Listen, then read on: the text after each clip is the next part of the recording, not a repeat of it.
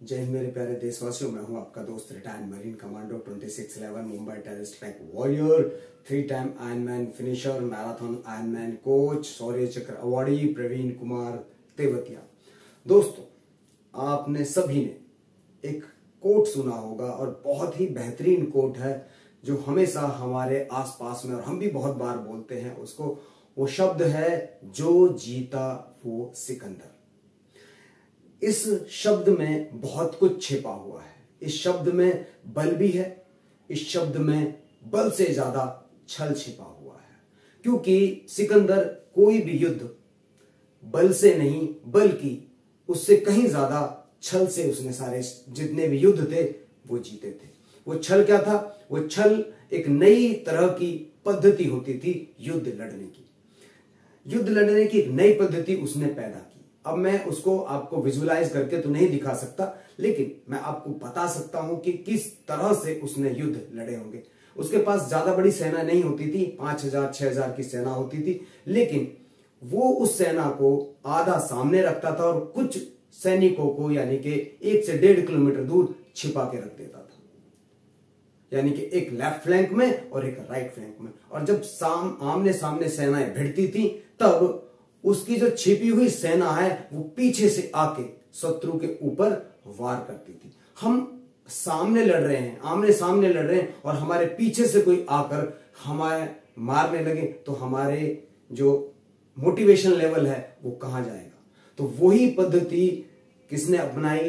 वो पद्धति अपनाई सिकंदर, क्योंकि आमने सामने जब आप युद्ध लड़ रहे हो तो आप कितने लोगों से भिड़ सकोगे, लेकिन जब आप के ऊपर पीछे से हमला होने लगे, और वो भी कौन होते थे? कैवलरी होती थी, घुड़सवार होते थे सारे के सारे, क्योंकि 1 से 1.5 किलोमीटर कवर करने के लिए ज्यादा से ज्यादा उनको 4 से 5 मिनट का समय लगना था, और 4 से 5 मिनट भी नहीं लगता 1 किलोमीटर कवर करने में।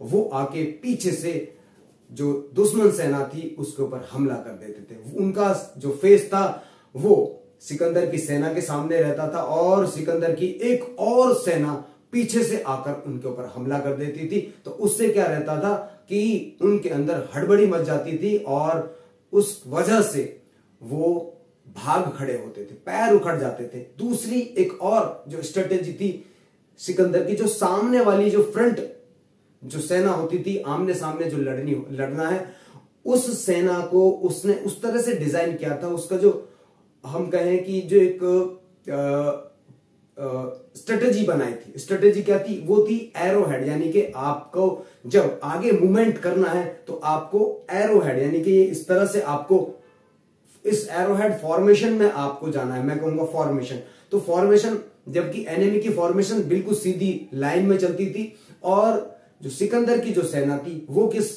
फॉर्मेशन में चलती थी?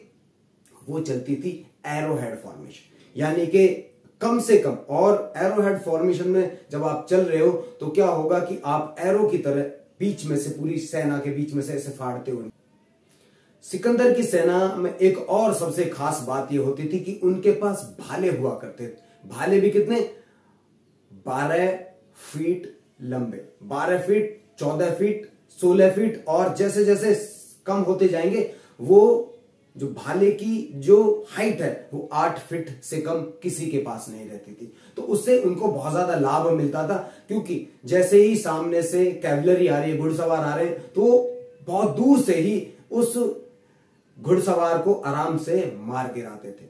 तो ये उसका जो एरोहेड फॉर्मेशन है वो बहुत कामयाब रहा। प्लस जो पीछे वाली जो स्ट्रेटेजी उसने यूज की वो बहुत ही भयंकर, बहुत ही खतरनाक होती थी, क्योंकि जो सामने से तो युद्ध चल ही रहा है और पीछे से एक और सेना उसकी आ जाती थी तो शत्रु के पैर उखड़ जाते थे, और इस वजह से सिकंदर वहां पर जीत जाता था। तो इसीलिए ये शब्द जो है इसके अंदर बल से ज्यादा छल छिपा हुआ है कि जो जीता वो सिकंदर। तो इस शब्द में बल नहीं, इस शब्द में छल है। तो दोस्तों, इसी तरह से जब वो भारत में आया और युद्ध उसका पोरस के साथ में होना तय हुआ, तो पोरस की जो सेना थी, पोरस के जो स्पाई थे, जासूस थे, उन्होंने सब कुछ पता किया। तो पोरस ने क्या किया? अपनी जो स्ट्रेंथ थी वो हाथियों पे लगा दी, यानी कि उसने कैवलरी पहले रखी और उसके साथ साथ उसने एक हाथियों की बहुत बड़ी सेना किसके सामने लेकर आया? सिकंदर के सामने। सिकंदर ने इससे पहले, और या सिकंदर की सेना ने इससे पहले कभी भी हाथी देखे ही नहीं थे और हाथियों के साथ युद्ध कभी किया नहीं था। और पोरस ने क्या किया, हाथी के सूंड में उसने बड़ी बड़ी जंजीरों के साथ में लोहे के बड़े बड़े बॉल, वो भी नुकीले एरो के साथ में निकले हुए, उसने उसमें बंधवाए और उनको हाथियों को वहां पर लेकर गए। तो उससे क्या हुआ, जो छिपी हुई सेना भी थी वो भी वहां पर जाकर बेकार हो गई, क्योंकि हाथी लंबे थे और जो हाथी का जो सवार है उसको मारना नामुमकिन हो गया था। और इस वजह से जो सिकंदर की सेना थी वो वहां पर बहुत बुरी तरह से हारी और सिकंदर उस युद्ध में बहुत बुरी तरह से घायल हुआ और यहीं से वो वापस लौट गया। उसको जो इंजरी हुई थी उसकी वजह से उसकी मौत भी हो गई रास्ते में। अब यहीं पर मैं और एक आपको कुछ और चीज बताना चाहता हूं, जैसे कि महाराणा प्रताप। महाराणा प्रताप का जो हल्दी घाटी युद्ध था वो आमने सामने का युद्ध था, तो उसमें महाराणा प्रताप हारे। लेकिन देवेर का युद्ध आपने कभी नहीं सुना होगा, वो युद्ध भी सेम छल से लड़ा गया और जिसको बाद में गोरिल्ला वॉरफेयर का नाम दिया गया। और सेम युद्ध महाराणा प्रताप के बाद में महाराज शिवाजी, छत्रपति महाराज शिवाजी ने भी सेम स्ट्रेटेजी लगाई। उन्होंने भी सारे के सारे युद्ध गोरिल्ला वॉरफेयर, यानी कि उस छल को एक नाम दिया गया जिसका नाम था गोरिल्ला वॉरफेयर, यानी कि इस तरह का युद्ध जहां पर जो दुश्मन है उसको यही पता ना रहे कि एनिमी किधर से और कैसे आ रहा है। और आज यही पद्धति बहुत ज्यादा इस्तेमाल होती है जगह जगह पर। आप अभी जो हमास का युद्ध हुआ वो भी सेम ही है, गोरिल्ला वॉरफेयर हम लोग कहेंगे इसको, क्योंकि आमने सामने का युद्ध है ही नहीं, ये युद्ध है एक डिफरेंट तरीके का स्ट्रेटेजी बनाकर युद्ध करना। तो दोस्तों, जो भी आपको ये कहे, बहुत लोग कहते हैं कि भाई जो जीता वो पोरस क्यों नहीं है, जो जीता वो सिकंदर ही क्यों है।